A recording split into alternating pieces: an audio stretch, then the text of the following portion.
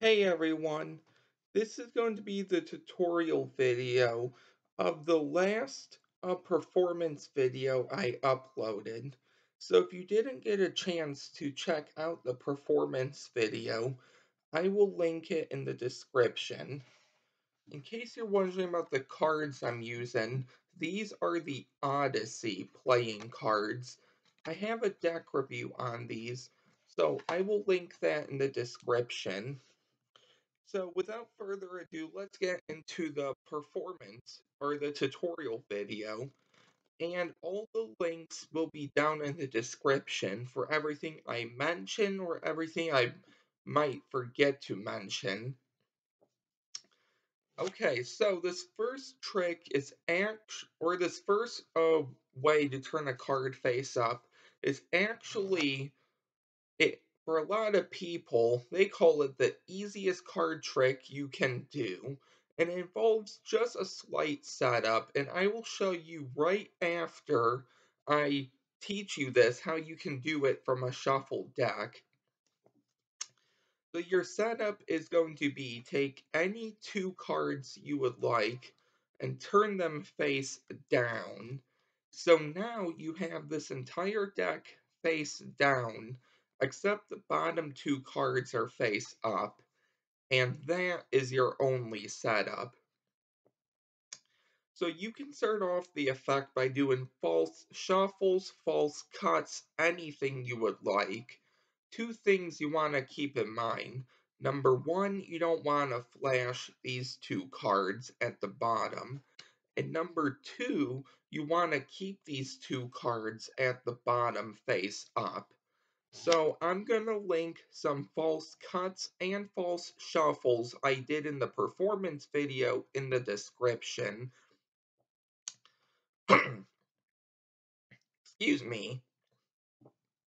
So after you have done whatever you wanted, you're gonna have the spectator choose a card. But it's gonna be from the top of the spread pretty much. You don't want to go to the bottom of the deck. Now a good way you could avoid that is before the effect, you could actually catch a break underneath or above the top three cards. So that would be your two setup cards and the first face down card, meaning you could spread pretty much the entire deck. And once you get to your pinky break, you know you're good and not to spread anymore. Because if you can do this without flashing, to the spectator looks like you spread the entire deck. The only thing is you don't want them to take this face down card. So maybe you should catch a break above 4 cards. But if you have good enough audience management, they can go ahead and take a card. Before they turn it over, I explain to them I'm going to turn around because I don't want to see what the card is. So I'm going to turn around, and once I'm turned around, they can look at their card and remember it.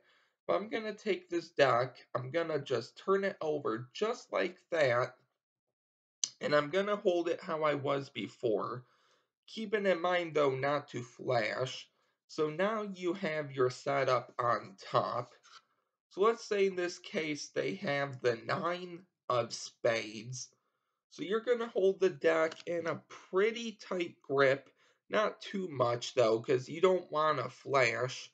And you also don't want to show the bottom of the deck. And with the card face down, they can place it pretty much anywhere in the deck. Just like this, and they can push it in, and the only thing you want to be careful of is no face up cards poke out from the back. So one way you could avoid that is you could have your pinky at the back, just like this. So when they put it in and they push down, this card right here might be hard to see. Yeah, this one right here where that little break is was trying to poke out, but with my pinky there, it couldn't. So you could do that. But now you're all set. pretty much you just have to take care of your setup here. And there's a few ways you can do this, and I will actually show you each of those ways. But first, I'm going to show you what I did. So while I'm actually talking to the spectator, I'm going to catch a break below my two setup cards. You could either pinky count, which I'll leave a link for, or you could riffle up in the back. That's pretty much everything I would suggest. I'm, I'm sure there's other ways out there without flashing, but those are the two ways I would go. So once I have my pinky break, I'm all set. I'm going to put my thumb right at the corner of the card where my pinky break is. If I shoot straight up the card, my middle finger goes there. And I'm going to just hold it like this. I'm going to say, okay. I'm going to ask you a question. I just need you to say yes or no. And a good way to justify this is before you ask the question, you're just gonna risk kill away, still hold this double and say, okay, I'm gonna ask you a question. I just need you to say yes or no. I'm gonna put the deck down, and I'm gonna be careful that it doesn't actually spread over and flash. So you have your pinky break like this. I'm gonna grab the two corners, and it's almost gonna be like the KM move. So if you're not familiar with the KM move, I will link it in the description. But you're like this, I'm just gonna risk kill over and say, okay, I'm gonna ask you a question. I just want you to say yes or no. Put the deck down, and then I'm going to show them this card and say, okay, is this your card? They're going to say no. I say, all right, just going to put this double on top. Be careful that doesn't split apart and flash. And now you're all set. You got rid of that setup there, which I haven't seen anyone actually do. And now you can do anything you would like, because now that card is the only face-up card. And that is how I did it in the performance video. So let me show you the other way I have seen this done. So, you are in your setup with your two setup cards on top, with your card here actually in the middle. So you say, okay. So what we're going to do is, if I take the card like this and I turn it face up, that might be impressive, but I'm going to try to do something better. I'm going to try to sort this entire deck so fast you're not going to see it. So all of the cards are going to be face up except one card, and it's going to be yours. So you can really do any pattern you would like, but that's something I've actually heard before. So once you turn this top card face up, they snap their fingers, you snap your fingers, and you're just going to take your thumb off to the side and just do a block push. Now, you don't want to do too big of a block push. You just want to block push above their selection. And the reason you're block pushing is because of this face down card. So you block push, and now you can go through the deck, and this is gonna be their card face up. So a good way to clean up this effect is if you actually have the card face up, once they actually have their nine of spades and they're looking at it, you can take this ace, move it to the top. You're now going to catch a break above this bottom card. I like to use my pinky. And now I'm going to do sort of a turnover pass, or maybe a, can't remember the name, half pass maybe. But once I have my break, I'm not going to go into this move in detail. But I'm going to have my fingers at the top. My index finger is going to curl. My other fingers are going to pull this card back. And I'm just gonna pull it back as far as I can, and then just straighten my fingers out. So you're like this, I pull back, and I just kind of push forward at the same time. And that's gonna straighten out that card. And this is also how you can do this from a setup deck. So the cards are shuffled, you get them back, you're talking to the spectator, they're talking to you. You catch a break above the bottom two cards, and while you're talking, you're just now gonna do that pass. So now that's gonna get the bottom two cards face up. And that is the first way. So the second way here is actually something that's original. So I actually put this together, and I've actually taught this before on the channel. So I'm not going to actually teach it on here, but I will leave a link in the description. But I will give you a quick overview of how this actually looks, but I'm not going to teach it. So the deck is shuffled, of course, and you're going to have them touch any card as you spread through. And this is going to be based off of the convincing control. So let's say they touch this card. While you're raising your hand, you're going to want to align the card they touch with the card above it. So a few things here, really quick. The card they touch, you can move with your thumb easy, so you should be able to slide that right underneath your middle and ring finger. Okay, and then after they have seen it like this, you can just push it right under your two fingers, and right while you're raising your hand, or actually, let's backtrack here. So they're not going to see it, and then you're going to show it to them again. You're going to spread through, they're going to touch this card, and you say, okay. You're going to start to raise your hand, push it right into those two fingers, while your thumb goes on the card above it, and it's going to push it right over it to line it up. It's going to be gripped with your middle and ring finger. You're going to turn your hand over. Now your pinky's gonna go in, and this card is gonna line up with the edge of the deck, so it can clamp down with your thumb, lift up your fingers, and move them out of the way. So now you have a pinky break. If you need a more in-depth tutorial, I will leave a link for it, but I'm not gonna go over it that in-depth. But one more time, I'll go over that move. So they touch a card, let's say this one.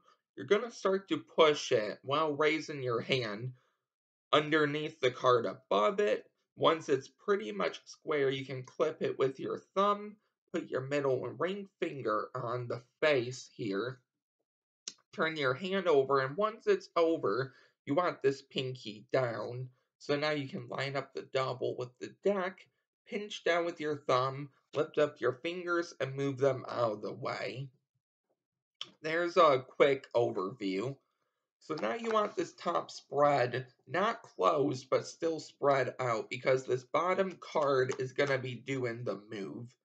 So, you can let go of this pinky break now. They can sign the card, do whatever, but you're going to need to catch another break below it. So they could be going to open up the marker, they could be going to close the marker, they could write it down, whatever. I just like to do a quick pinky count.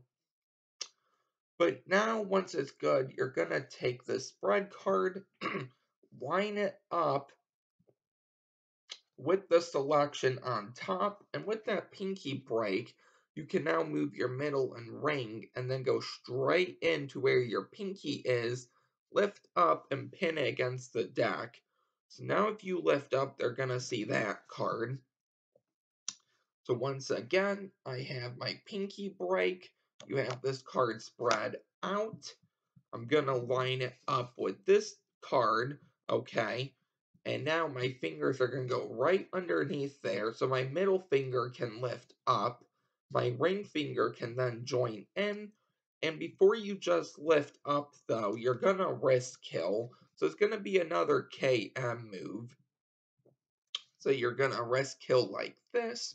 And then under the cover, because you want to get rid of this face down card, I just push it off and I put it on top of the spread. So now this card is a double. is a face down card, but underneath it is their selection. Then I like to do a one hand cut, and then I just push and bury everything inside of there. They push in their card, and now that card is the only face up. So check out my more in-depth tutorial, you could call it, in the description below if you need some more instruction on that move, because I'm not going to teach it that in depth. But here is the final move, and this is another effect out there, and this is a really nice one. So the deck can be shuffled, and you're going to have a card selected this time. Doesn't matter if it's signed or not. Let's say the Ace of Diamonds. What you're going to do with the Ace of Diamonds is you're going to control it to the top of the deck any way you know how. I'm going to leave some card controls in the description. But if you're wondering what I did really quick, here's what I did. I had it on top of the deck. I came over and do thumb break, or sort of like a side biddle grip, with my thumb on the side and my middle ring on the other side. And this is going to be the far right side. I'm going to swing cut a small portion. I'll leave a link for the swing cut. Gonna put my pinky in there to keep the swing cut. And I'm going to keep swing cutting small portions on top of the deck. So it looks like you cut their card somewhere into the deck. So now with this pinky break, I can come right into thumb break again.